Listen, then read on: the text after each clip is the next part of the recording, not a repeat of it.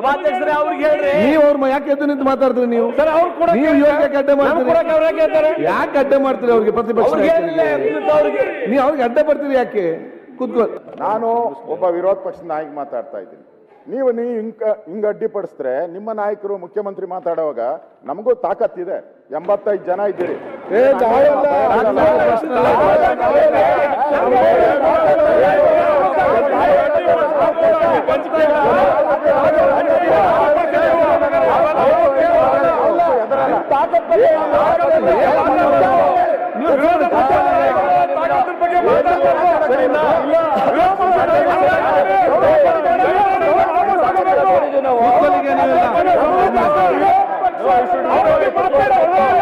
ತಾಕತ್ತಿನ ಬಗ್ಗೆ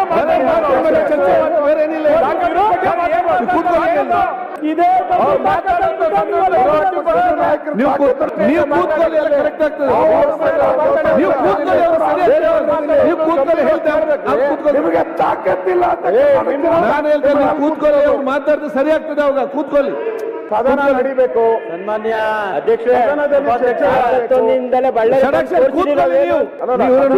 ಗೊತ್ತಾಗಿದೆ ನಿಂತು ಮಾತಾಡ್ತಾ ನಾರಾಯಣ ಸ್ವಾಮಿ ಪ್ರತಿಪಕ್ಷ ನಾಯಕರು ಮಾತಾಡಲಿ. ಕೊಡಲ್ಲ, ಆಕ್ಷೇಪಣಾರ್ಹ ಪದವನ್ನು ಉಪಯೋಗಿಸಿದ್ದಾರೆ.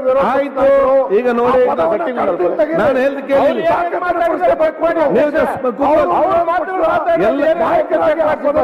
ಈಗ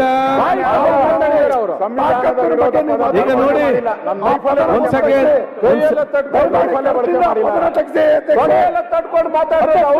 ನೋಡಿ, ಪ್ರತಿಪಕ್ಷ ನಾಯಕರು ಫಸ್ಟ್ ಎದ್ದು ನಿಂತು ಮಾತಾಡಿದ್ರು. ಕೂತ್ಕೊಂಬರಿ, ಒಮ್ಮೆ ನಾಟಕ ಮಾಡ್ತೇವೆ, ಕೂತ್ಕೊಂಬೆ. ನೋಡಿ, ಪ್ರತಿಪಕ್ಷ ನಾಯಕರೊಮ್ಮೆ ಎದ್ದು ನಿಂತು ಮಾತಾಡಿದ್ರು. ಆವಾಗ ನಾವೇನ್ ಹೇಳಿದ್ದೇವೆ? ಹಿರಿಯ ರಾಯರೆಡ್ಡಿ ಅವರೇ, ದಯವಿಟ್ಟು ಚೇರಲ್ಲಿ ಕೂತ್ಕೊಳ್ಳಿ. ರಾಯರೆಡ್ಡಿ ಅವರೇ, ನಿಮ್ಮ ಪಾಲಿಸುವವರು ಒಮ್ಮೆ ಕೂತ್ಕೊಳ್ಳಿ, ಒಮ್ಮೆ ಕೂತ್ಕೊಳ್ಳಿ, ಅಲ್ಲಿ ಕೂತ್ಕೊಳ್ಳಿ.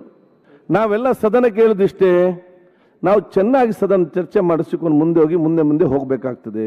ಸರ್, ಮುಖ್ಯಮಂತ್ರಿ ತಾಕತ್ ಕೇಳಿದ್ರೆ ಸರ್, ಏನೇ ವಿಚಾರದ ಕೂಡ ಮುಖ್ಯಮಂತ್ರಿ ಅದಕ್ಕೆ ಬಂದು ತಾವು ಸೂಕ್ತವಾದ ಉತ್ತರವನ್ನು ಇವತ್ತು ಕೊಡ್ತಾರೆ.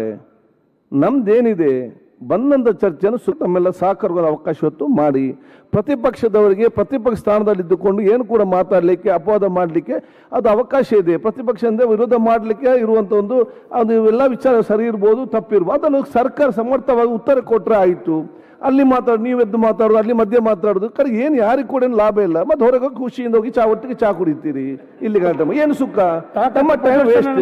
ಮತ್ತೆ ನೀವು ಉತ್ತರ ಕರ್ನಾಟಕ ಚರ್ಚೆ ಇಲ್ಲ, ಇಲ್ಲಿಗೆ ಚರ್ಚೆ ಇಲ್ಲ, ಅಲ್ಲಿಗೆ ಚರ್ಚೆ ಇಲ್ಲ, ನಿಯಮ ನೀವೇ ಹೇಳಲಿಕ್ಕೆ ಆಯ್ತು. ತಾಕತ್ ಪದ ಉಪಯೋಗಿಸಿದ ಪಕ್ಷದವರು ಮಾಡುವ ತಪ್ಪನ್ನು ಎತ್ತಿ ತೋರಿಸಲಿಕ್ಕೆ ಇರುವುದು.